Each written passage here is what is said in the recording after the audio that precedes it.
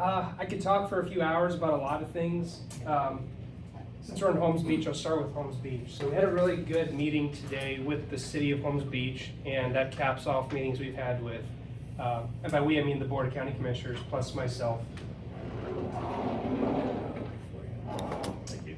And I have quarterly meetings with all the mayors, so we get some stuff done outside the public board-to-board meetings. So I've had one with every island city, at least one to twice with Mayor Short, and then once with the rest. We have another one coming up with Holmes Beach. So pretty focused on making sure that we're communicating, and I'm communicating well with the island cities, but making sure that the people that do the real work, the staff, are connecting. So at least with Holmes Beach, storm recovery, I think we're better equipped this year than we were last year. I say that because we're collecting a lot more, we're reducing the lag in between in communication.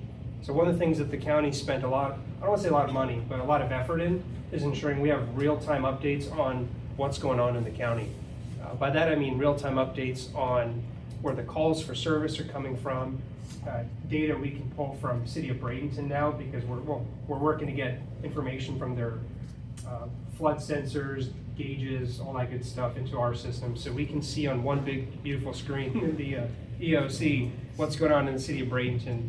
Now we've asked the City of Anna Maria, Bradenton Beach, and Holmes Beach to say, hey, if you guys have any kind of data that we can just spit on a screen and put a dot on a map, let us know. And I think they've been pretty receptive to it. And we'll cover the cost for that software too, because the software company that we use, Peregrine, gets free advertising, and we get to use great software for reduced cost. And the cities can jump on for free. So I think this year we're opting out of storm season. We'll see how that goes. But I think we're still working through the lengthy FEMA, what do they call it? Not refund, but reimbursement process. So we took out a pretty expensive line of credit, $150 million, so we can float the cost of, it's all good. So we could float the county's share of infrastructure damages. So that's things like damage to sewer systems, roads that we have to repave, buildings, that type of infrastructure. So we're floating about $150 million right now until FEMA reimburses us. And that's across Milton, Helene, Debbie, did an order, Debbie, Helene, and Milton. And we're still waiting on at least $150 million worth of reimbursements, but it's likely more. Well, it is more. I just know that's how much we took out in the line of credit. So let's hope that we don't get hit with another 100-year plus storm, or 3 of them in a row, or I won't be in office for very long. Or I won't be drawing a salary for long. We'll see how that goes. And I probably shouldn't. But I think the coordination's good. I mean, our deputy director of public safety communicates with every police chief, or in City of Anna Maria's case, Sheriff Wells. We're all on board. We're all speaking the same language when it comes to storms. So I think what I'm looking to do, we're looking to do here is, a topic that came up today was debris pickup.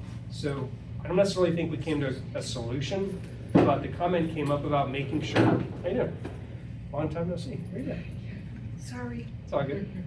Debris pickup. So one of the issues that we deal with is paying for debris pickup. It's an arms race with other cities and counties over who can pay more. And Florida Department of Transportation can always throw more money at the problem. So we didn't get anywhere with making sure we all have one point of contact, one contract, one whatever. But I think we all came away with the need to still figure out how can we make sure there's one point of contact that can then fan out to the right city. Because George Cruz was saying earlier that when I wasn't a commissioner, but when he was commissioner at that time, a lot of people were calling the county and they were City of Bradenton Beach, Holmes Beach, or Bradenton residents. So the perception is that we need to get on the same page, and I'm happy to work out whatever solution it is. No one wants your garbage sitting around. Now, but I do want to highlight that you've seen trash piles, mountains, that type of stuff. We can't just make all of it go away overnight. I mean, we can, but then we won't get reimbursed for it. And that's the problem. You don't want to go bankrupt cleaning trash if you unfortunately waited a little bit longer, it smelled for a little bit longer, but you could have gotten it done for your tax dollars, which should be coming back from the federal government. So I'm not promising faster wait times, but I'm promising we're working to do better coordination, at least with the trucks, because just to get these guys in town is the important bit. So we're working on that. I can talk about a million things. Trails came up That was a pretty big conversation point with our board, and then the city of Holmes Beach. We are looking to, I'll give you my opinion. I don't think in my district, which is Manatee Memorial, downtown Bradenton, west, and covers Longboat Key, the island, Sneed Island, it doesn't make sense to put more money into road expansions. Not as much anymore. I think 75th, in my opinion, is the last one, because the impact to property values, the increase, well, there's virtually little to no increase in property value. You don't get a 10, 15, 20% bump on your valuation with a new road, but you do get 15 to 22% when we put a trail in there, or near your property, or if you're adjacent to it. So one of the things I'm focused on is getting the shared use non-motorized trail, Sun Trail, funded, and we won't get it funded. I just found out today we'll get about $20 million from the state and federal. I have to clarify, it's one of the two. But we're getting 20 million from somewhere to fund the, somewhere. Someone's giving it to me, I don't know who. I'm not gonna ask questions. But we are supposed to get state and or federal appropriations to build that trail out. So long story short, it runs from 75th, curves through Village Green on 11th, and then somewhere around 51st, it goes up to 9th, and then goes east down to downtown Bradenton. And once you hit 15th Street, it goes up and then over and ends at the Central Library. So that's the rough plan. That was a very long, multi-year process between all the municipalities in Manatee County to approve that alignment. So the next job is to get money behind it. And what it should look like is at least a 12-foot wide multi-use path that is buffered and separated from the road as much as possible, so that you can take your electric bike or you can walk that distance. The long-term goal and vision is the Longboat Key's already working on building their part of the 12-foot path out, which is part of the trail network. The island cities are currently working with the state on, it's a design, it's in the final stages of a study to determine funding and the alignments for the trail from Bradenton Beach through to almost Holmes Beach. So eventually that'll get some funding. We talked to Holmes Beach today about their portion of the trail and how we can get it funded through beach concessions, through state appropriations, TBD on that part. The vision is to connect it in one big loop throughout Sarasota, Manatee County. So Longboat Key goes down to Sarasota County, you go east, then you go north up to Lakewood Ranch, and then you turn west to get to our part of town. Then you go over into Palmetto as well. So that's a long-term vision. I think the East County portions are further along. The Sun Trail will get 20 million, and then ideally in my lifetime we'll get somewhere with it. Let's see how that goes. Other than that, Waterline and Manatee Avenue, I have a date. It's summer next year, finally getting it done. And then by October next year, we'll clean up after ourselves with the mess we made after. But that was something that we talked about today. And that's a promise I made to you guys. I mean, it was just not acceptable to have a water line sitting until 2030 for the new bridge. So I came in, we got the contracts issued to a contractor. I think it's the same company doing the one on Cortez. So minimal disruption. It's a secondary line to the island anyways. But by summer of next year, and I got a detailed, actually I have it. I got a detailed readout for when it should be done. They're going to begin underwater boring this September, and substantial completion, which is mostly done basically, is July 14th, 26. Final completion is August 28th, 26. So I was off, it's a little bit earlier. So those are the dates, which is really good. I've been harassing our staff for the deadline for that. It's not pretty to have that. So I'm glad to see that done. And then good news for State Road 64 bridge.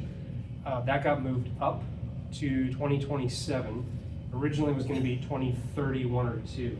So there was a recognition that because of the degrading conditions on that bridge, a literal hole opened up on it, among other things, that needed to be funded sooner. So I don't know what it looks like. I haven't seen, there aren't any conceptual plans, designs, nothing like the Cortez Bridge, which starts spring next year. I don't have that, but I do know it's starting in the cycle starts 27, should be done 2 years after, right around there. Cortez starts next summer, should take about 2.5 years, should be done. They're going to keep the Kern Bridge open, and the Kern Bridge it'll be the same tie-down points, so the exact same points.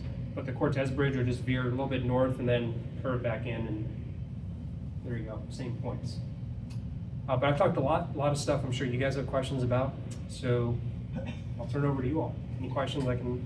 Yeah, I've got a few. I listened to the entire meeting today, and it was, let's get to the points of Palms Beach. One of the things the chief was very concerned about was these concessions that are coming onto the beach, in the water, selling pizza and ice cream in the water. I'd like to know when this comes up before, I'm hoping it comes up to the county at some point.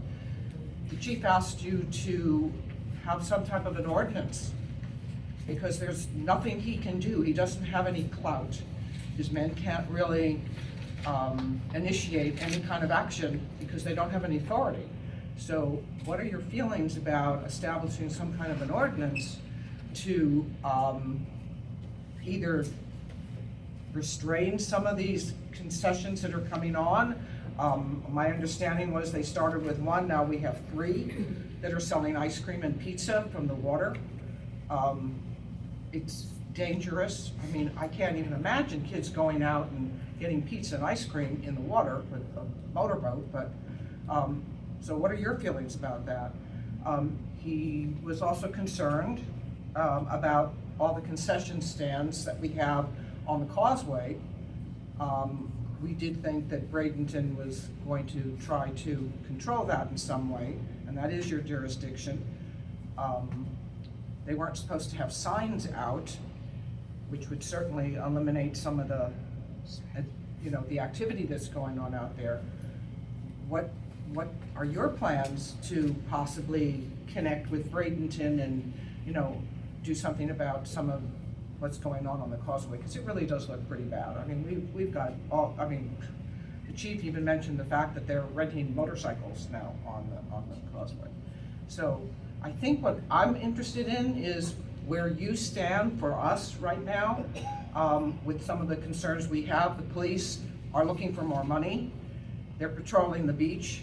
2 officers are patrolling the beach, and we're getting $46,000 a year for that, which is peanuts. It doesn't pay for anything. What kind of assistance can we possibly get? And I guess, Tal, what we need is to know where you are with us. Are these concerns that we seem to have important enough for you to make a stand with the rest of the commissioners on the county board? Sure, good questions. I've made public statements on all of them, so. I know you did. Cool. So I think you should make them here. Okay, sure. So we can hear them in public. I sit on a public board meetings. Yeah. I'm not hiding any of this. We'll start with the concessions ordinance. So we talked to City of Anna Maria about this too. The initial conversation was the county might have the authority. We confirmed with Charlie Hunsicker, our Director of Natural Resources, all seer of all things in the county because he's been around here forever. We have to actually go to Fish and Wildlife to get any kind of sign off on that type of action. It wouldn't. We still have to clarify if it's a county ordinance, but we do know that whatever we need to bring needs to go to the FWC. They control our limit ends as the cities do right on the shoreline. After that, FWC has some policing authority up to a certain point, and then the Coast Guard beyond that. So where we walked away from that conversation was, I agree it's an issue. Well, let me break that down. The offshore concessions, I do see that as an issue, and I can see that being abused pretty easily. So we did talk about a no swim zone, no boat zone. I always conflate the two. But yeah, because the way these folks operate is they have their boat way past the no swim zone, and so they'll take a little like banana boat to take people from the island or wherever to to get their hot dogs, that type of thing. So I'd welcome what the boundaries. I'd welcome the policy update. What I asked Palms Beach to give me was a location. Where should we set those boundaries, and then how can we communicate that to FWC? There was some technical nuance about having to maintain some level of access or route I just learned that today, so I need to do some more research, but I'd be open to that. As far as so that's where we are with that. It's gonna have to be per city, but I think it's a general known issue across every island city. So I'd be open to seeing what the boundaries should be for where we should implement that policy, where specifically. I'm not sure if the county needs to get involved, but I mean, we can, if the cities can just go to FWC directly, but we can clarify that. So yeah, it needs to go to FWC. I said I'd support it. Let's just figure out where the lines in the map need to be drawn and take it from there.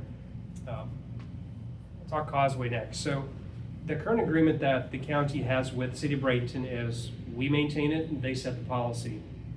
I have not heard anything definitive from the mayor or the city, one way or the other, about whether they want to update their policy for it. Now, we've heard pretty loudly today, and I did some research by talking to Cortez and other businesses, that it is a public safety issue that we're seeing out there. I think there are ebbs and flows to the proliferation of businesses, but when you get to see motorcycles put out there, which I didn't see, but I trust the chief, that's obscene to me.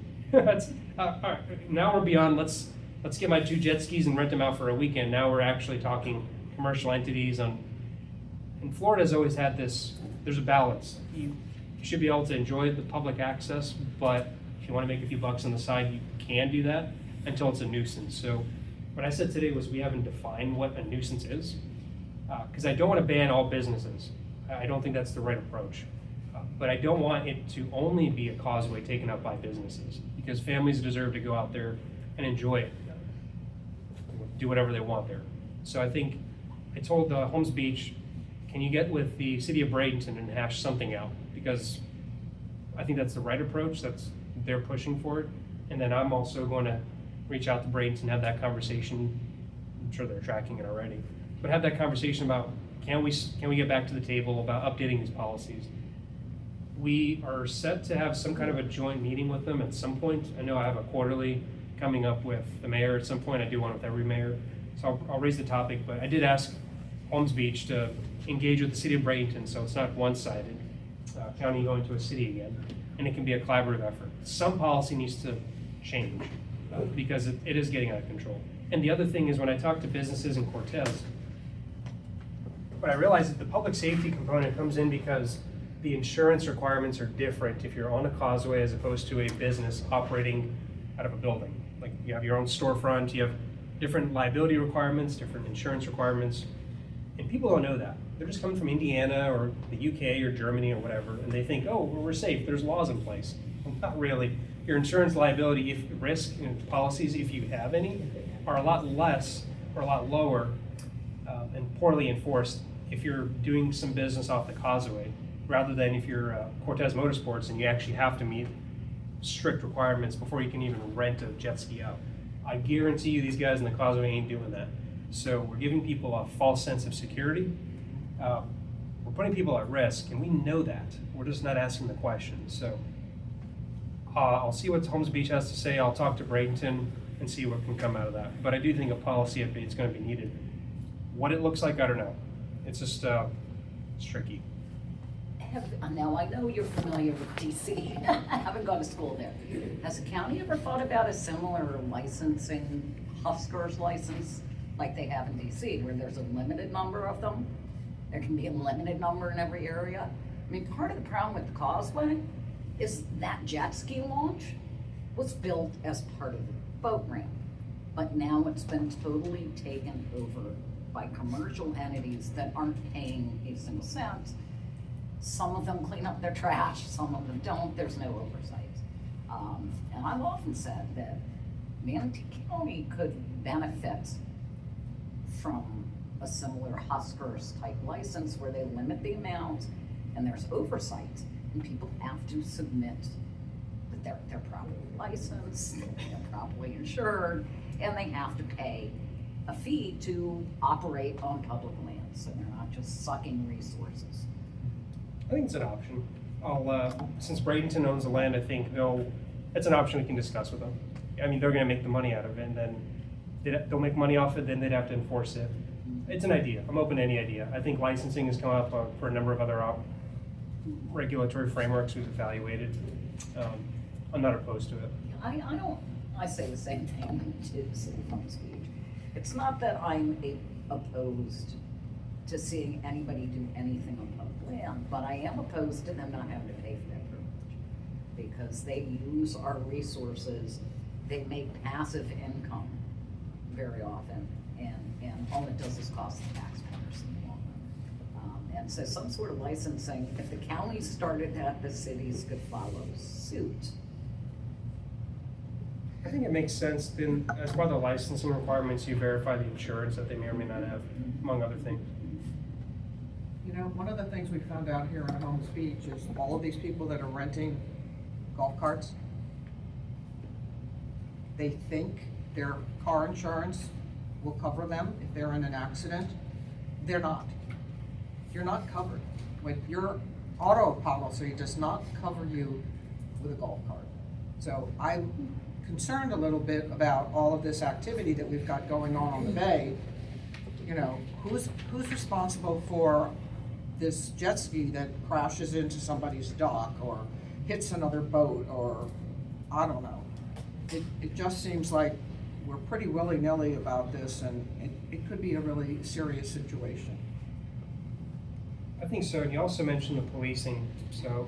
And I can see where the chief is concerned. There is, and I think there hasn't really been that much of a public recognition for their work, because, and I thanked them publicly because they're doing the work of policing boat ramp that the county runs, maintains, plus the public beach, saving us resources and BPD resources from having to do that. So I thanked them for that, plus our code enforcement.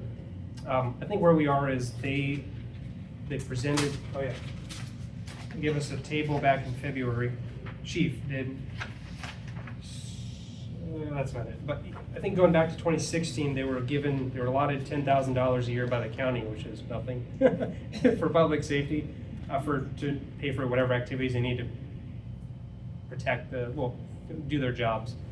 And I think that amount got raised to 46,000 for some interval after that, and it still remains at 46 per year. So there was a question of fairness, and I do agree with that. The ask was to increase from 46,000 a year to 146,000, and then in an email I got earlier in February, the ask was 140. So I think it's a big jump for us, and the questions from, there's just George and I there at that point, Commissioner Cruz, Chairman, was to give us data to vet that that's the right amount. Like, what's behind this number? I think at best we've heard it's for one FTE. What I'm looking at is in our budget, the books are still open. We haven't finalized the 26-27 budget. We do a 2-year budget. FY 27, 8, 6, 7. It's a long day, but we're doing a budget, approving a budget for the next 2 years. I'm working to get 2 additional lifeguard positions funded for beach patrol. That was something that wasn't originally funded, but it just came to my attention that historically it's just been underfunded over the years. So I was emailing my staff and saying, hey, can we bring this up again? And we're still having negotiations over how many new positions. So I'm going to work to get those funded, and we'll distribute them where we can. I'm talking about Bean Point because we had another death out there. You can't legislate good behavior, but you can at least try and effectively put some safeguards in. I don't think a sign is effective. I think it's something. So I think I was talking to Jody Fisk, our Director of Public Safety, about some options for putting a temporary lifeguard stand there and policing it that way. That or you close it down.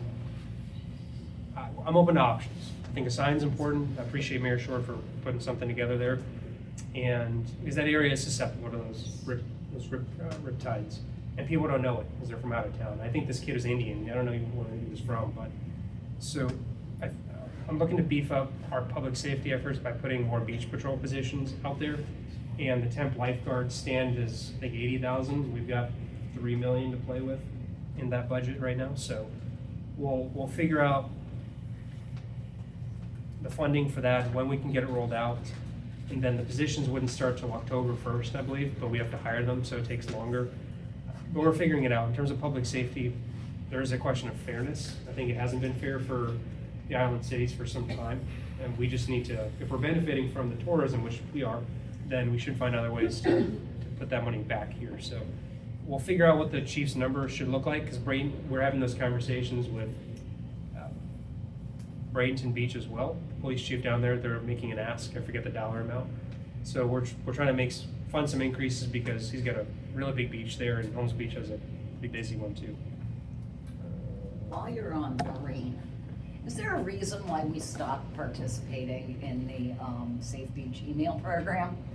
Okay, I've been getting those for years, and we're often 2 months behind on the daily thing.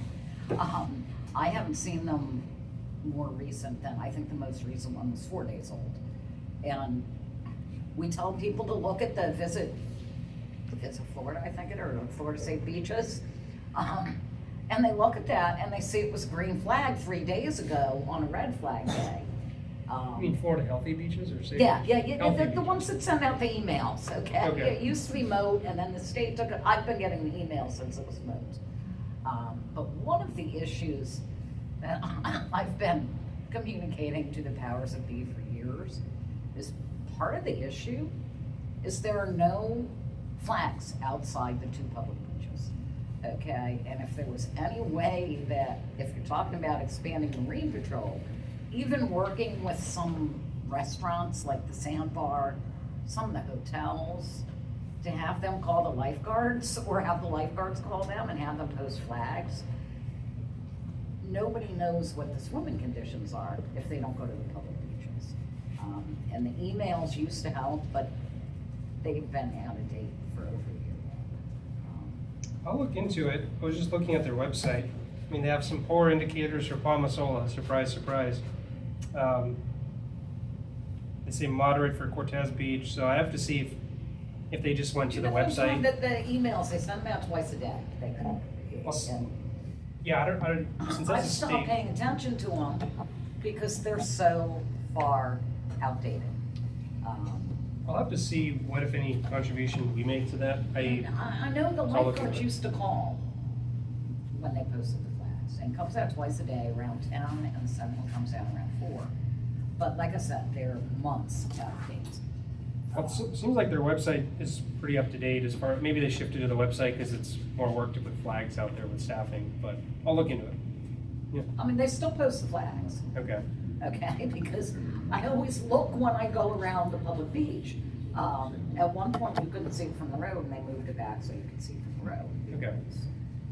That's how most of us that live here know since the email's no longer. Okay.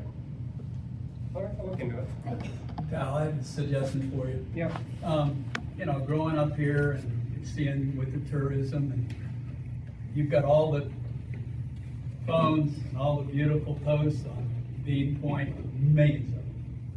It's probably one of the most famous areas in the world. I mean, you get people from everywhere to come to Bean Point. And some portions of that are dangerous to swim, especially in the past. You do get red currents certain times, certain moons, you get really fast tides. They don't understand. In shallow water, you may not feel that tide. You got drop-offs, you got certain circumstances with it. And with the increase of people coming here and the demand with all the rental and everything and people from everywhere that are naive, they just don't know, okay? A good suggestion, you talked about lifeguards. You could have a lifeguard work that area, one maybe and work from there all the way around towards the city pier, back in that area. And a lot of it is education. It's communication. You hate to have a policeman out there. There's, in a uniform, telling people to stay out of the water and this, that, and the other. And also with a lifeguard, a lot of people don't realize in this county, which is great, a lot of them are paramedic. So you've got a paramedic up there that if there's a problem, okay, if he has a vehicle and the right equipment and everything, and make that run, okay, for right now, and do that, I think it would really, really help. I really do. And you got to have a communication with people because they're from all over the world here, okay, and they don't know that how dangerous it could be. Mm-hmm. And a lot of them like to swim out to the sandbar and shallow water and stand out there. That tide turns, you could have 15, 20 knots water. Mm-hmm. When it turns out there, it turns real strong, And signage, it's only good and somebody tells you, it backs it up. That's, Yeah. you know, signage, you know, it can help. I'm not against the signage. It needs to be, okay? Beautiful Bean Point, you hate to see a bunch of signs, but Yeah. if you're gonna save lives, if it'll help. And the general public, I'm asking the general public, hey, there's people that live here, they need to tell the people. I do it all the time. I'm out there fishing, and many a times I've told people, hey, you know, this isn't a good area to be swimming. Many a times, you just do it nicely. It's how you bring it across. I think that would really help. No, I really like the idea. One of the things I did ask Jody for today was, can you get me data as far back as you can about total number of deaths, rescues, and rescues out there? So she's working on getting me that information. I like starting with data, the numbers, live. One thing I'm looking to do is figure out what the volume of traffic looks like up there, how many people are out there, and on what days, because we have to figure out how we allocate resources, even with existing positions, assuming I'm just one commissioner out of 7. Let's say 6 don't want to fund those positions. We still have to figure out what the schedule should look like. So Jody's putting that email together for me, so once we figure out when do the incidents tend to happen, what time of the year, what days, what times, then we can start to effectively put the temporary lifeguard station, and a person there. The CVB advertises to Germany a lot, and the UK, and you probably had all kinds of Europeans there. We've tried to put visual graphics, but people don't understand the water. You can't like, oh, water, there's a person there, it's a nice picture. So I'll talk to Elliot to see what warnings, you don't want to advertise a warning with. No. It's And not you know, great. another thing, But something to communicate in other languages, maybe, I don't know. also understanding, we had the storm, and there is a sandbar that runs the outside all the way down this island now. And they want to swim out to the sandbar, and they want to go out there, which puts the people out farther now, okay? If you notice that, we've got a sandbar that runs the whole island. Mhm. So a lot of them are swimming out there, Yeah. getting sand dollars and doing that, so they're out sometimes pretty far. Yeah, I think at minimum, we start with getting a lifeguard station up there. We gotta figure out the communication strategy. Something to think about. We gotta You figure get a out. floater, you get something to work, like I said, in communication, and people know, and like I said, you got a paramedic on the beach. Yeah. People Okay. don't realize we have some of the best trained, they're not just lifeguards, Lifeguards they've are- got paramedic training. Yep. Yeah. That's something that staff made a point to highlight, is they're Very some of the best smart, trained. very smart. Make it a photo op, they'll pay more attention to it. Okay? I don't like photo ops. And seriously, if you put like that sign when you're coming into Holmes Beach, people park there just to take their picture next to it. Okay, we have done so much putting up signs, but we can't make people read them.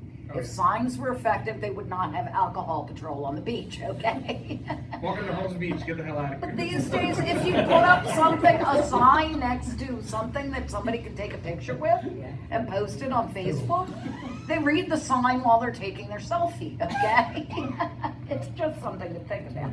No, we'll be careful about sign pollution, for sure, yeah. But wouldn't it be simple to start on the sign to just put it in German and French and English and Spanish, let's say?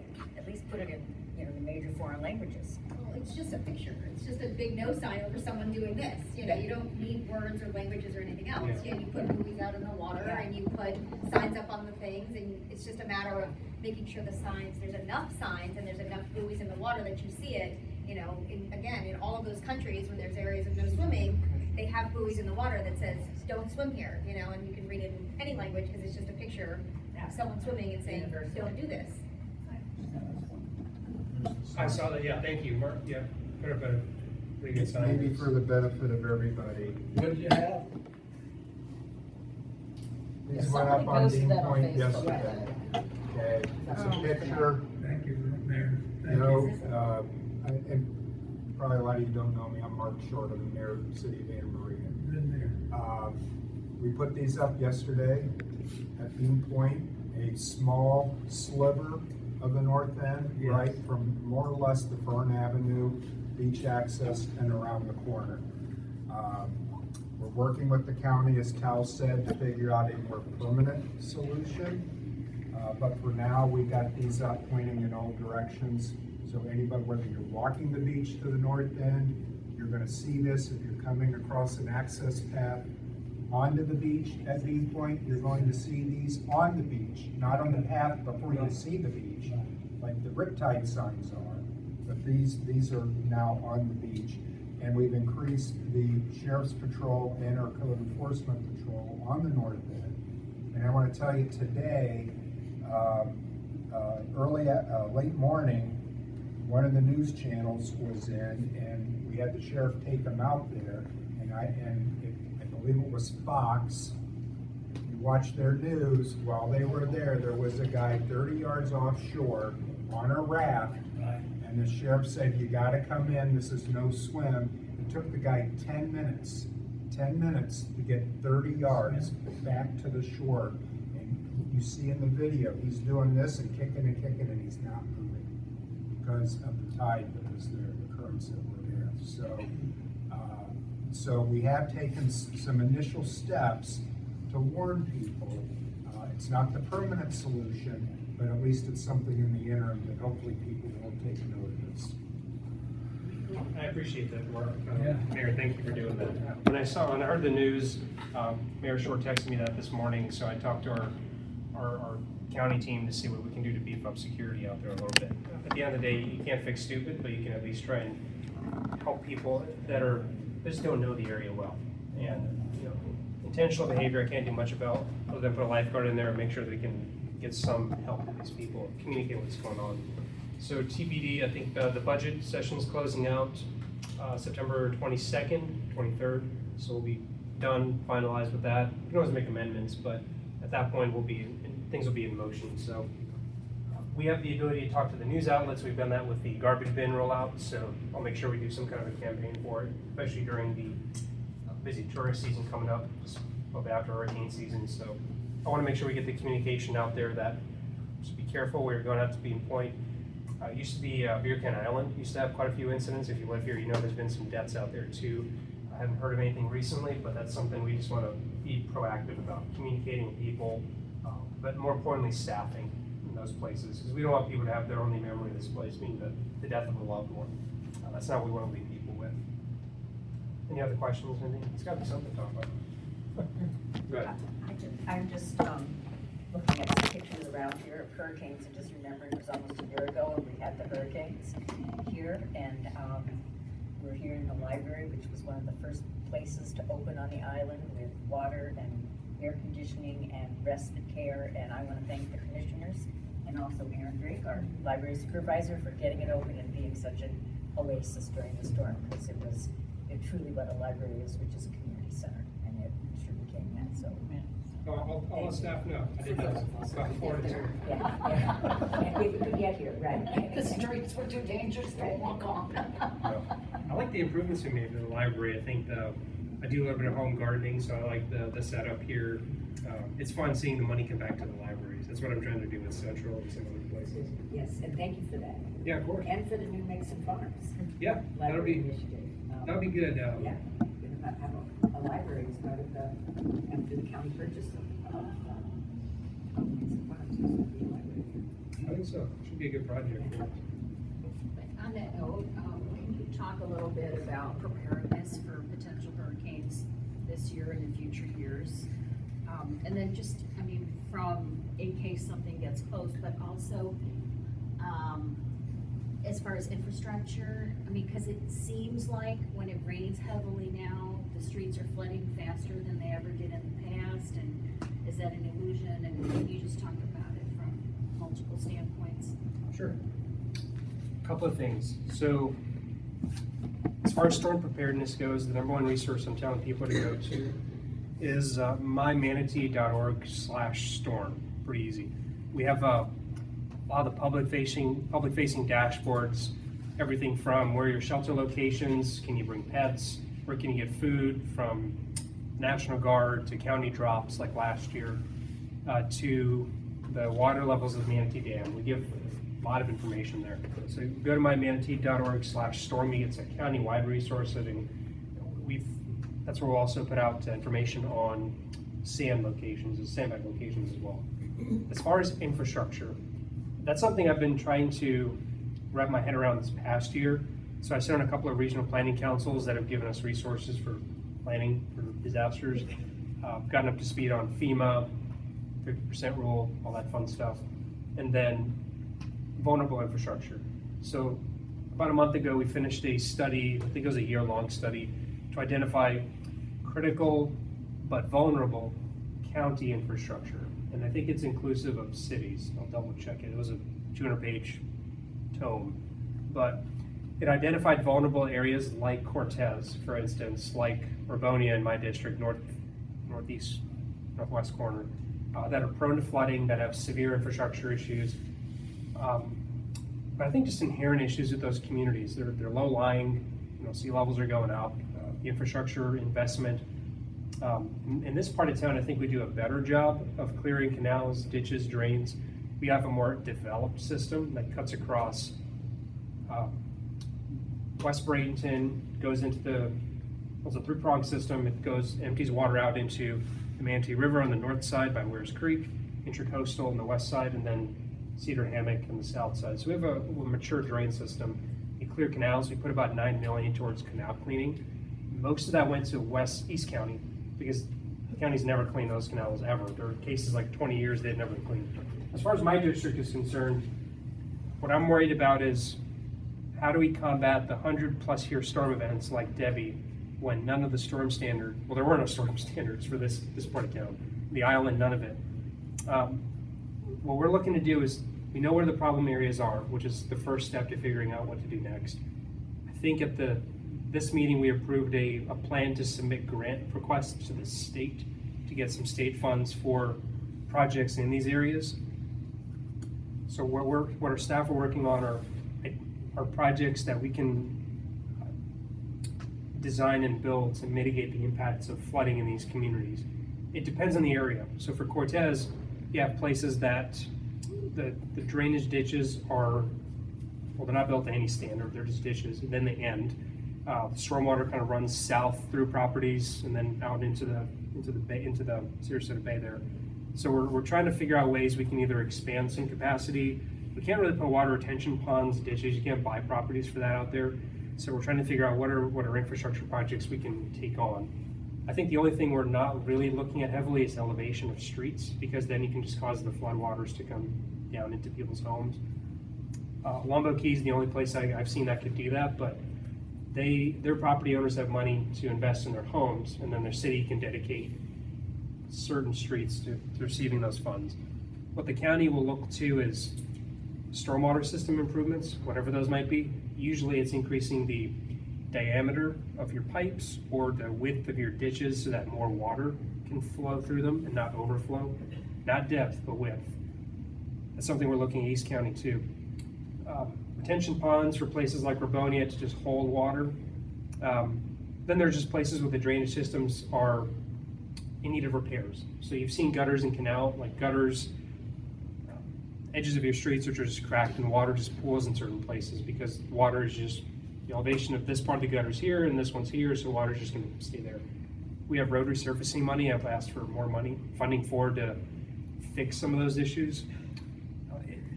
Bottom line, I'm trying to put some more money towards it. We know where the problem areas are. There's a 200+ page study. You can look at it from a couple of weeks ago from a meeting. I can send it to you if you want to email me. It's tal@mymanatee.org, TAL. I'll send you that. It's identify the areas. The vulnerability assessment is what it's called.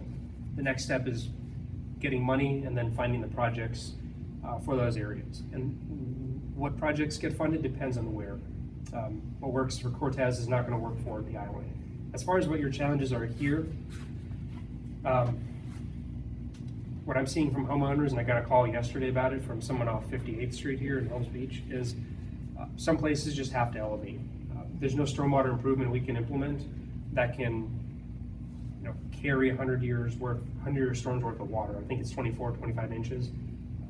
We just can't do it. And at a certain point, you can't design a stormwater system to just spit out more water. It's just not going to help because you're going into the intracoastal, and if that water's rising as you're getting more rainfall, it's just going to back up. So all that to say, some strategies involve putting money into elevation programs. So we have 253 million, of which there's a smaller amount that we're dedicating out of federal funds. We call it lasting Manatee, you can Google that. So we're giving some funds to homeowners in most places who are eligible to elevate their homes. I think it's about 450,000 for a reconstruction or elevation, up to 450,000. You have to meet income requirements. The federal government told us that, not us. If you're looking to rebuild your home, it's $200,000, up to 200. You just have to apply. The program isn't live yet. We're still trying to get the money from the federal government. That was a long-winded way of saying there are different solutions for different areas. We're trying to put money behind the right ideas, and we're trying to give some relief to homeowners as well. So if there's a particular area you're looking into, let me know. We probably have a project or have some ideas for what we can do there. So I've got a question related to that. The 200 day report, can that be provided to the 3 cities so that we have access? Oh yeah, it's public. I can email it to anyone. Okay, I've got a card for you. The other issue is like your CBDG grants. The cities on the island are at a disadvantage. The distribution was based off of full-time residents. We, in the case of Bradenton Beach, I'm a commissioner from Bradenton Beach, so I have a vested interest out there. But most of Bradenton Beach is party houses.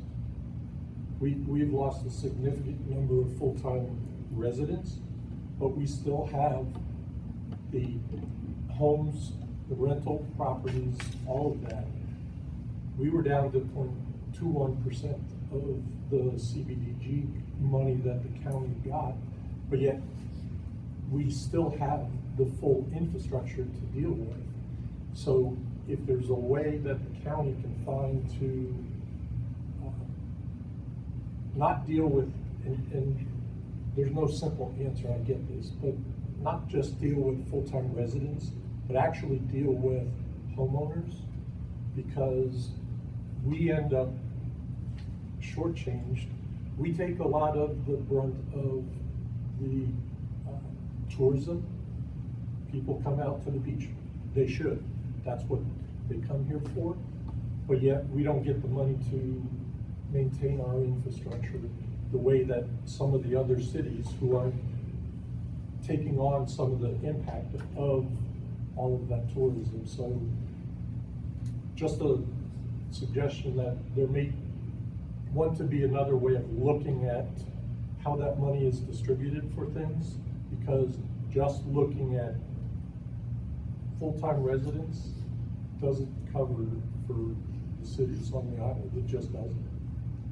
Yeah, it's a good point, and I'll clarify. The funds for rental assistance, home repairs, home restoration, reconstruction, and recovery all require you to be a homeowner.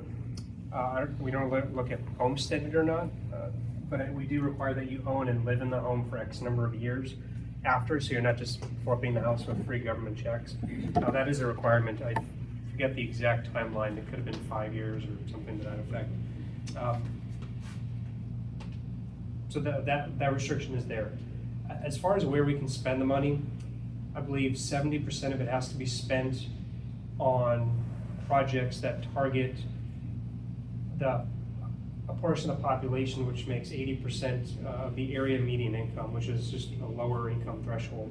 It's an income threshold set by the CDBG lasting Manatee. I didn't want to go through the alphabet to say it, but it's easier if we just go lasting Manatee. So 70% of it has to be spent for those purposes. We have committed to, I don't remember the dollar amounts for the island cities, but we did say that we would give a certain percentage of that money, I think somewhere between 1 to 3 million per city. I have to look at it based on the population. That's what we said we would. Now, what we do need and what we did need is our actual projects, because we can't just say here you get 3 million, have fun. We actually need to have the project.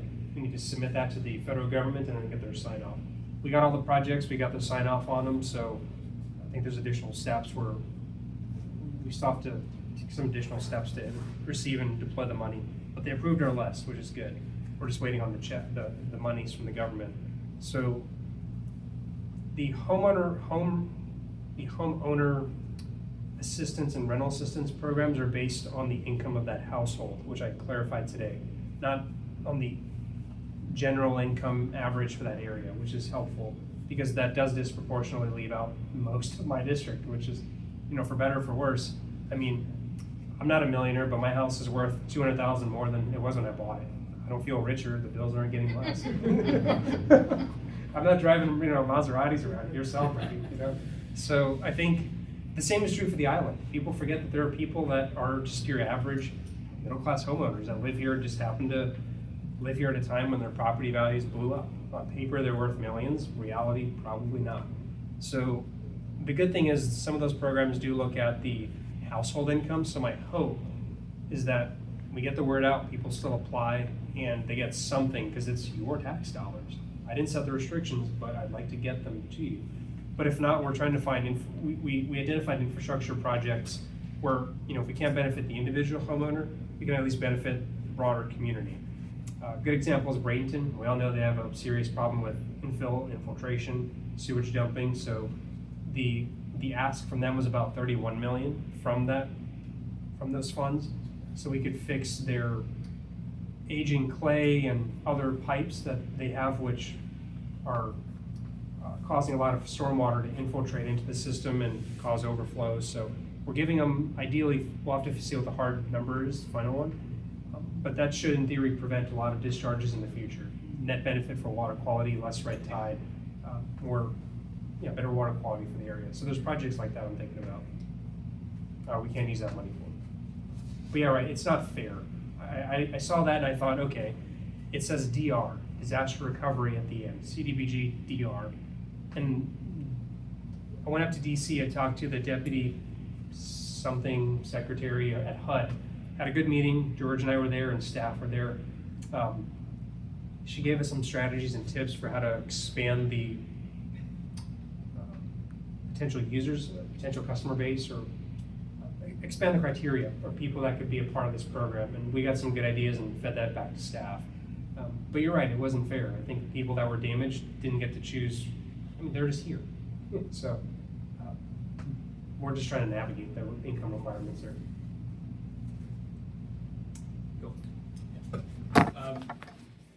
This didn't come up in our discussions earlier today, but one thing that I would like to point out, and what we did discuss a lot about is commerce on the water and some of the concerns with insurance of these of providers and the safety of their service.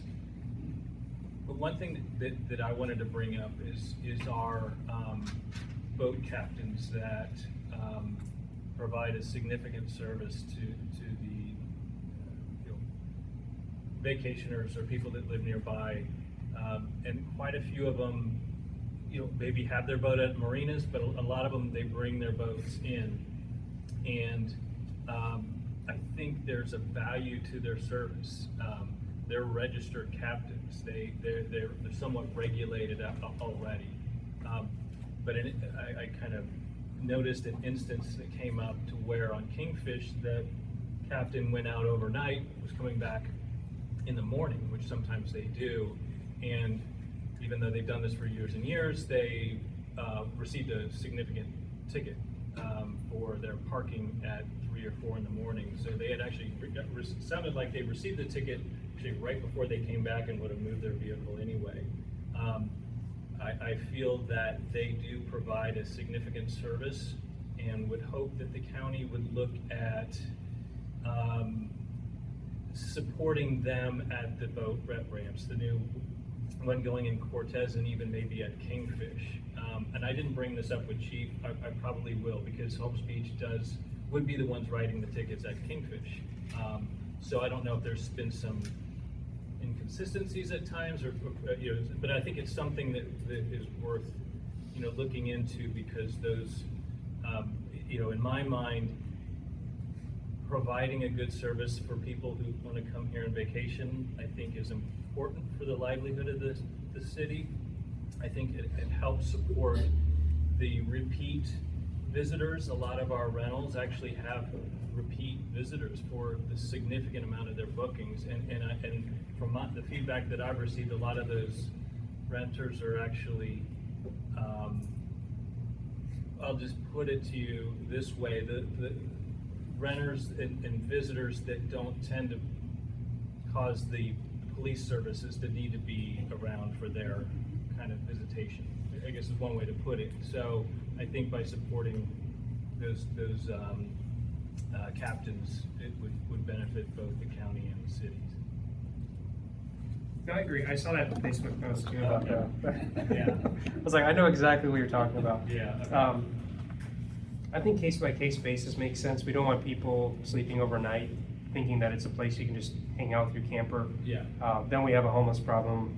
And we as a county are trying to make strides in giving those people shelter space. We're opening up a space that Commissioner Ballard's been working on District 2 for a few years. October is the opening date because we have a shelter shortage in the county, among other things. So I think it's a case by case basis. If they're, hopefully the chief and others can see that this person has a good excuse and isn't a vagrant. Because that is an activity, I'm sure some people have fishermen in my family. Maybe they probably have a valid use case. I'm not going to say one way or the other. As far as the broader question around how do we support our fishermen, I think a couple of different ways. One, you advertise them. Every place I've been to on a cruise, whether it's Alaska or other vacations I've taken, you always get hooked up with a local excursion company. We don't get cruises here, but we have a CVB. One thing we're looking at is advertising the agriculture in our county a lot more than we have. We don't do it at all. We've spent I was trying to pull up the Gulf Islands website. My Wi-Fi sucks right now. I was trying to see if, I do know that when we've reached out to the CVB for conferences through my wife's company, that they have provided links and references to local fishermen, venture companies, that type of thing. I know with the CVB, what we're trying to do with the mix and purchase is advertise ag a little bit more, agriculture, specifically like that here are farms, here are markets, here are places like Fiorelli Vineyard Winery, was Mixing Fruit Farms, Ananda Farms, Hunsader's Market, and a few other places that you can visit, and it's free advertising. We just put it on a map and say, here you go, here's information about them, so you visit them. I'll take a look to see if there isn't something we might have missed when it comes to local. Granted, we can't just advertise, everyone has to be vetted. Don't just want to have someone fly by night. There was one woman that was advertising services and she was just leaving people on the island, the waters here. I think you might know what I'm talking about. Or something. I saw this one woman that was just notorious on those crazy Facebook pages, and she would just take, advertise like charter operations and then just leave people stranded on derelict boats. That's what it was. Yeah, the derelict boats woman. Oh my God. Like, thank God we don't advertise that. But I'm on Facebook like, what the hell's going on here? She claimed she was licensed properly. Yeah. So there's stuff. She got DPPR rental certificates for derelict boats. There's stuff like that. That's a problem. There's stuff like that you have to be careful about. So you can't just advertise everything when it comes to some of the charter operations. But I'll ask Elliot over at the CVB to see what are you guys recommending? Because I don't see this often. I live here. What are you guys recommending? Who are you recommending? Can we advertise some of our local businesses a little bit more, especially in the Cortez side where most of the active fishermen operations are? And just, it doesn't hurt us. It doesn't cost us anything. So that's one way we can support them. As far as the marina, the new boat ramp, it's a commercial fishing village. It's going to stay that way. This property isn't technically part of the commercial fishing village, but there's been a lot of, we finished the workshops. Now I'm letting our consultants and staff give me all the feedback they've collected. I went to one of the sessions here actually, in this library, and see what comes of it. So I've heard a lot of interesting ideas. First and foremost has to belong in Cortez, and I think making sure that boat ramp access for commercial activities is preserved. Otherwise, that was the main reason for buying that property. So that industry needs our community's help. I'm not gonna say the government's help, but the broader community, and the best way to do it is, as a government, we put in the infrastructure and we just let people use it. So I think that's one of the other things that we can do for the fishermen down there. And then obviously the infrastructure investments in Cortez, making sure they're not flooding, that we can fix the drainage systems, expand them, do whatever we need there too. A lot of ways we can help people out there. And with that point, if you would consider alternate transportation onto the island, opportunities to get people out of their cars by using that space. We have a significant traffic problem coming across the Cortez Bridge. It's only gonna get worse. There's 4,500 to 6,000 homes at 75th Street and Seaflower. There's another 2,000 potentially coming online between 19th and I forget how far it is, but add that in, and if there's not alternate ways, I know there's, you know, options of a ferry, but also getting people out of their cars beyond just the ferry would be really helpful, because we can't sustain that much traffic and that much additional traffic coming across that bridge. So they asked for stickers when it was here. Yep. I made sure to put several of them about alternate traffic. So it'll be in your notes, but really it is a big issue for Bradenton Beach because we can't sustain that much traffic. Not without blowing up the bridge again, because it's only gonna be 2 lanes. So we're not really improving capacity. And the other problem is we can't improve capacity on Gulf Drive. It's not without blowing up the city, because then you have to make Gulf Drive 40 minutes. So finding alternate ways, figuring out how to get people into golf carts coming across the bridge, all kinds of other options should be looked at as part of that property. Just trying to find there's a rendering of that bridge. It's 2 lanes plus the shoulder plus 12-foot wide paths on either end. For the new bridge at least, which we'll be able to use that capacity for evacuations, maybe a bus service in the future. I did make a pretty public statement about wanting to see the marina property become a transportation hub in the future, because it just makes sense. I mean, you have off-island parking. Granted, it's at the end of Cortez, it's not ideal, but with the bridge having closing off the intersection at 127th, and then you just go straight up, and then you have the road curving under 127th. No longer is an intersection; it just becomes a road underneath the bridge. It's a great way to connect Cortez. I did want to see a ferry there. I think the challenge I've had is how do we get a trolley its own lane on Cortez. It's a longer conversation I've been having with FDOT. If you like the idea, it's just about funding it, getting it on the books somewhere. I'm having more trouble with that, but I think at the very least we will be storing the ferries there. We'll get a ferry stop there, because whatever we put there, it just makes sense to park at Cortez and just take a 5-10 minute ride to Bridge Street. It just makes sense. But we'll see what the final plans look out to be, but I do think you'll have a ferry stop in the future, and we'll figure out some type of parking right there as well. And we have the bus route that already crosses the bridge anyways, but the ferry makes a lot of sense there. New people, any other questions? Can I just say one thing? Sure, go ahead. This was before your time, but I said this to George and Will Robinson, so Kristen, listen to this. If we can legislate parking garages, okay, why can we not legislate that all new barrier island bridges need to have a dedicated transit lane? And since these plans are a couple years out, maybe that's something that our delegates could bring to next year's legislative session, the same way they brought the garage to the legislative session a few years ago.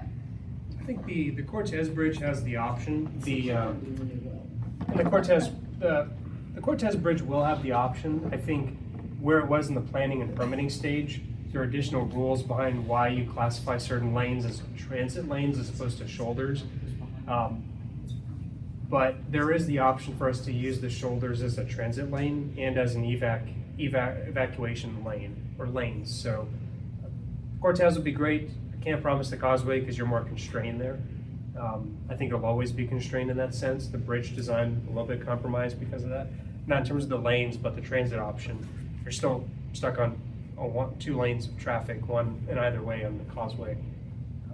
But Cortez is a better place for us because you have much more width to work with, and you have a lot more properties there that can leverage the trail enhancements we're trying to add, and the whole walkable kind of lifestyle that they're selling at Seaflower. They're building their own trail that's going to connect to IMG property. We saw that this morning, I think. Yeah. So they're building a trail in their community and to IMG. Their goal is to connect. My goal is to connect them with the rest of the trail network in the county. So we got a lot of trails coming. We just got to get them built. A lot of them built. Can I talk about the elephant in the closet?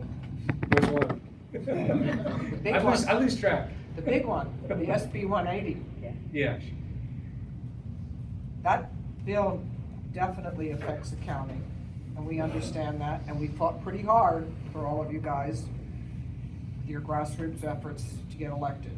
And I was really pleased to see that you decided to go along with that lawsuit. I really am. What affects the county affects the cities. So when you build 6,500 homes on Cortez, those 6,500 homes are going to want to come to the beach. So it affects the city. So what happens to you affects us. Development out east affects us. It affects our traffic, it affects our infrastructure. So I guess what I'm asking is, I was pleased to see that you decided to go along with that lawsuit. I'm hoping that we can do what we did getting you guys elected in getting our message across to the legislature that home rule is very important and they can't take it away from us. So I guess what we need to know from you is what we need to do to be successful the way we were in getting you guys elected. Keep doing what you're doing. Well, you need podcasts, or we need to get the energy going because it's important. Wetlands are important. Overdevelopment is important. We're being restricted from improving our ordinances just the way you're being restricted from not being able to take your buffer back. So it's a big elephant, and it's really important. And I think people need to understand how important this SB 180 really is. Yeah, and the short of it is it's not just the whole bill. There was a couple of sections in that bill which say that we are not able to pass, for anyone not aware, any land development codes or comprehensive plan amendments, which are the backbone of most of the things that we do in the county. Everything from regulating the types of businesses to what they should look like to what new developments can look like or where they should be, all that good stuff. Everything there related to land use. We can't pass anything new in our land development code, and that's horrible. And so this was started in, I think, the session before this one, Senate Bill 250. They've always come under these emergency management bills titles. They sound great on paper. Oh yeah, let's help the people suffering from emergency. They're trying to recover from their homes. And by the way, you can't stop anyone from building. Right? You can't tell them not to build here. I don't get it. Senate Bill 250 targeted, the way they started to do these bills is they'll use certain hurricanes and the areas they affect as the pretext to identify the counties to target some of this legislation. This legislation preempts all municipalities from implementing what I think are good policies. I don't care if you're against development, I don't care if you're for. I think the fundamental truth is this is just bad policy. I think you can't tell local governments, you can't put handcuffs on us and then expect us to do nothing about it. Of course we're going to sue you guys over it. What the hell do you put me in this job for? Just to sit there and just say yes sir? Like, no, that's not the point of this job. The point of this job is to do right by it, is to represent your constituents faithfully and do it with as much integrity as you can, within reason too. You can't just do everything blindly. But what I don't, why I was fine going into that lawsuit, why I supported that lawsuit, and why I've been careful in some other ways is we have to be targeted in how we do it. There's been comments about removals of commissioners. I took those threats seriously, because then you just get people that don't care about you in this job, and now we're back to 2020, and now we're building parking garages on the island, so. I think it's not constitutional, doesn't apply to us, but we're certainly getting threatened with lawsuits over it. So where I stand from this is this. I cover a mostly developed district. We're not gonna get 5,000 home tracts in my district. So what I'm looking to do is take distressed, more distressed parts of my district, East Bradenton, Southish Bradenton, and find ways for redevelopment to happen. Let's bring the gastropubs, let's bring restaurants here, brews, let's bring, more affordable housing that the market determines what's affordable, not just the government. And let's encourage that. But I can't set policy in my county right now that says we can implement code amendments to allow for certain kinds of developments to happen, because it could be seen as more restrictive. I brought this idea up of form-based code. It eliminates a lot of restrictions around what you can do to your property and gives you clear guidelines for what you can do with it, how you can upzone it, how you can redevelop it. But I can't do that now because it's seen as more restrictive, and I can be sued over it. Now someone has to sue me, but I still can be sued over it. I mean, that's just stupid. I can't pass good policy for redevelopment because of this bill. That's the antithesis of what the bill was about, which is pitched as a way to help property owners affected by storms to just repair their homes. If you have that problem, go complain to FEMA. FEMA's the one that sets the 50% rule, not me. Go talk to your state legislators about this bill and others. I'm not the one that passed this bill. So I think it's just stupid. I think we were the 11th county to sign on to this lawsuit. I also proposed a measure to successfully make it a part of our legislative platform to lobby against the bill. So there are a lot of avenues that we're trying to pursue to get these shackles off of us. And you have some board members that are very excited about saying no to everything that comes across the desk. I think you still gotta be thoughtful about things. But I look at it as I'm handcuffed from passing good redevelopment policy, and I just can't do that. I'm not gonna stand by and sit by while communities are just being left behind. I grew up in places that were left behind. I didn't be run for commissioner to leave these places behind. That's my soapbox, but what we're trying to do is, we're going up in October, committee weeks are happening, which is when legislators start drafting these bills for submission in January through March, which is a shortened session because it's just that, have these weird cycles. So we are going to go up there with a light staff presence. Myself and some other commissioners are going to work with these legislators to, if they're actually intending to tweak this language, then let's change it and be sensible about it. George Bearden and I were all in a room along with 100 plus other commissioners at a conference where you had leaders of home building associations, home builder companies themselves, and a senator. They were all in agreement, and one of them, the Home Builder Association president, said that we're going to define this language in the courts. So you're saying you're going to threaten lawsuits to define this language. Well, that's not operating in good faith. If you want to work well with us, if you want to make sure homeowners can rebuild, and if you have to have one problem with anybody who wants to rebuild their property in this district, then give me a call. Nobody's called me. Nobody. I don't have a problem with you guys calling me with a Neil or whatever, but give me sensible policy. Show me proof that we haven't let people rebuild their homes. Yeah, it's slow. Yeah, we're dealing with utility bills, but I help people with that stuff, and staff are willing to do that. And we've done it.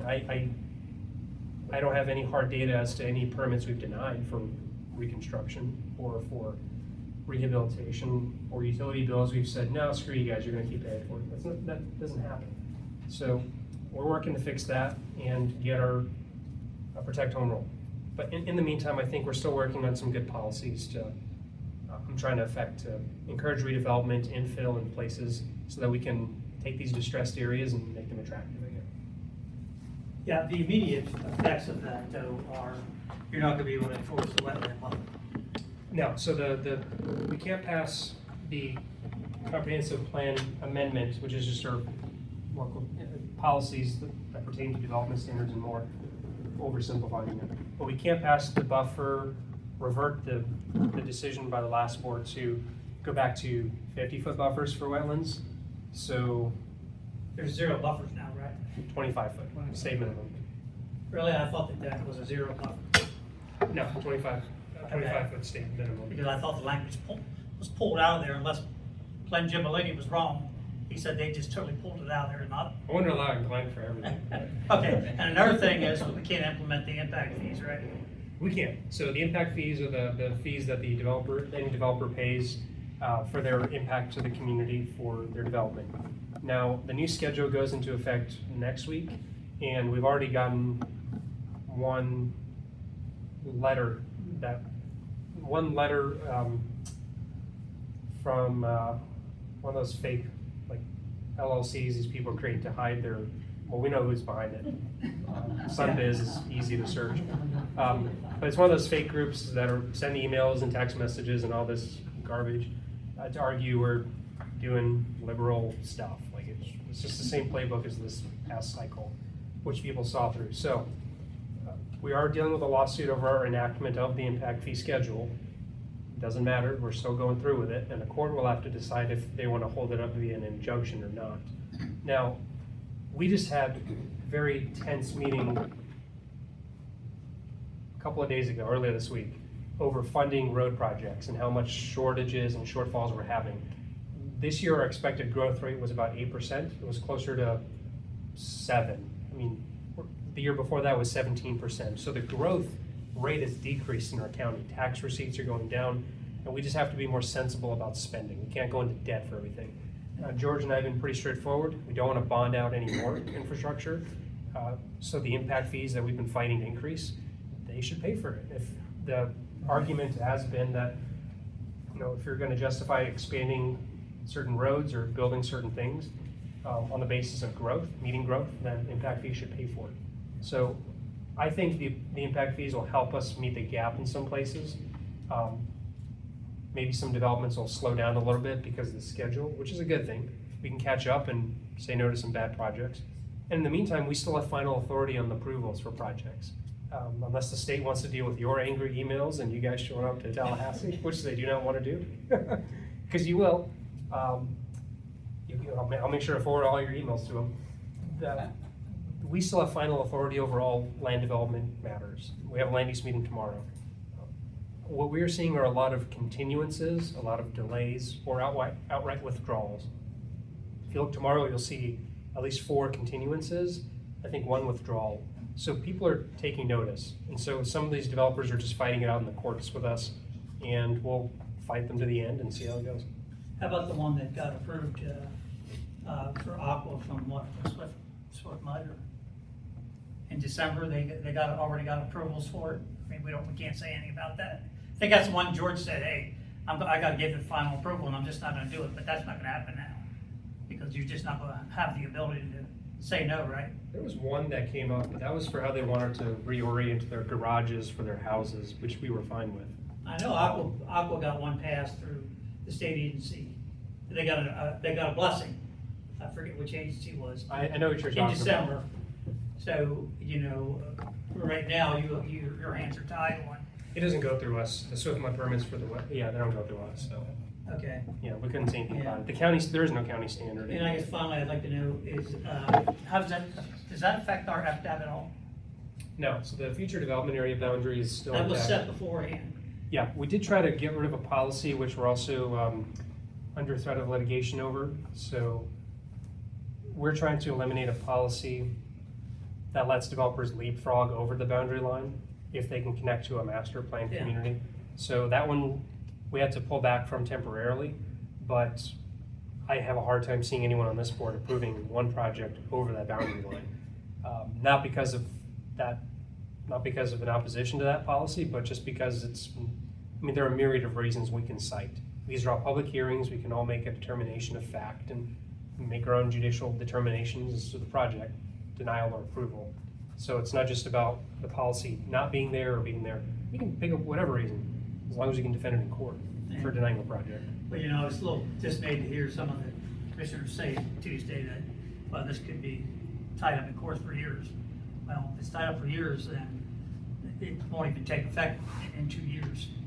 We'll see where the impact fee one goes. What, yeah. Yeah, we'll just have to wait and see. I can't speak too much to them, but I stand behind those votes, I stand behind those decisions, and I think I have a No, I'm lot talking of. about the suit that we're entering. You Oh, know, that they're one- saying oh. it could take That, a couple of years. Well, guess what? It's October 1st of 27, it's done anyway. I think the attorney behind it's a good one. He sued over the Form 6 disclosure requirements from the state, citing something about them being more onerous, and he was able to get a stay. So he's a reputable attorney. But I think it's, it's all part of the negotiation at the end of the day. You can't be willing to say, I'm gonna walk away from something, that's the only No. leverage you have. I wouldn't either. I mean, have we even looked at having some kind of injunction against that? Because, as far as I'm concerned, that's not, equal protection or it's discriminate, or they're discriminating against 8 counties in this state, because it was okay when they were doing the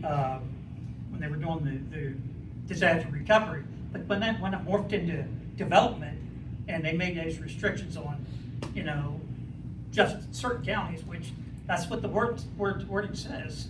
Well, now it's every county in the state. Really? It's virtually every county that had an emergency declaration. Well, I from know, Milton, that's what Helena. I'm saying, but, and that's okay for, the disaster, which is what it was all about, but they've morphed it into something else, they've morphed it into development, and they've restricted only those counties from doing this. Sure.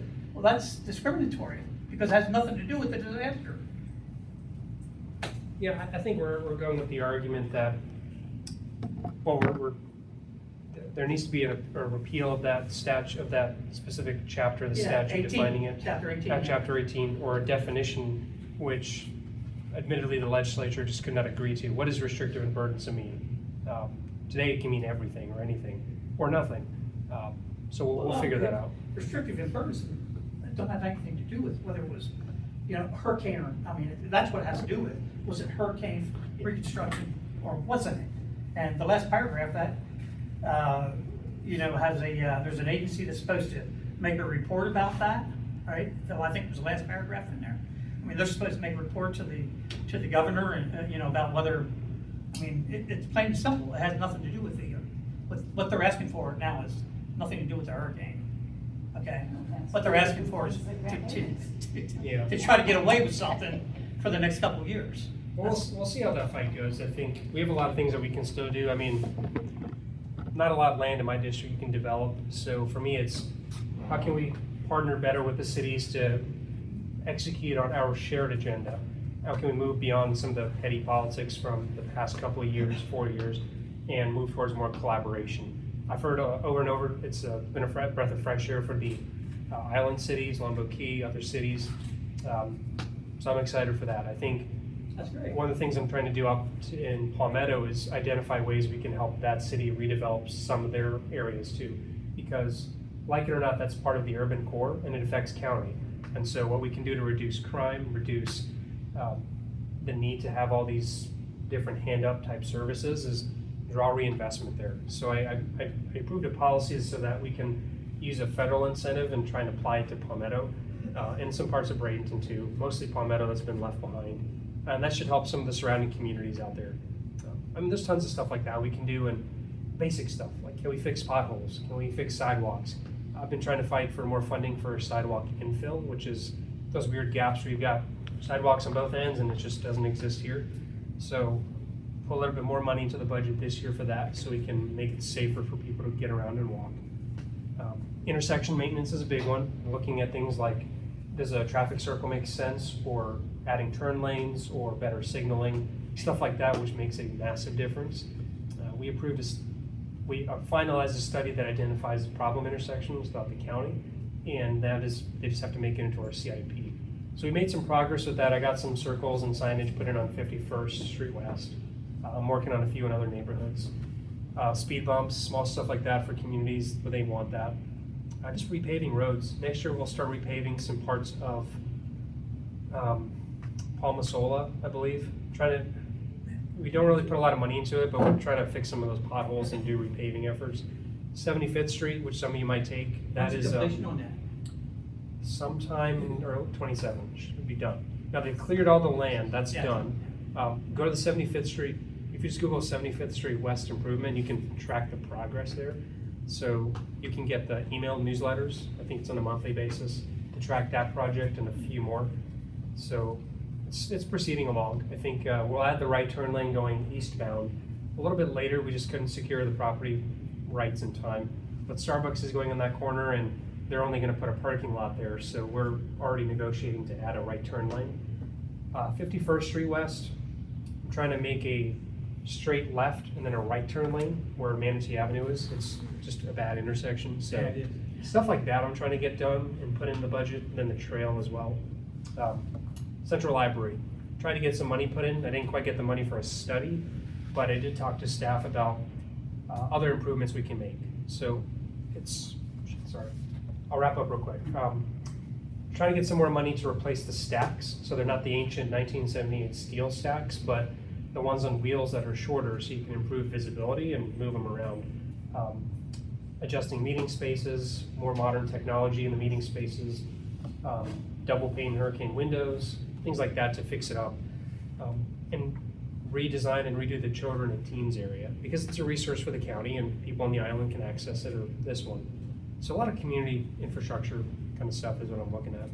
But I want to keep the librarians over. I usually am better with time. But give me an email at tal@mymanatee, or just come up to me, I'll give you my cell. And if there's anything I haven't answered, just reach out, let me know, or I can do that. I appreciate you guys for that. Thank you.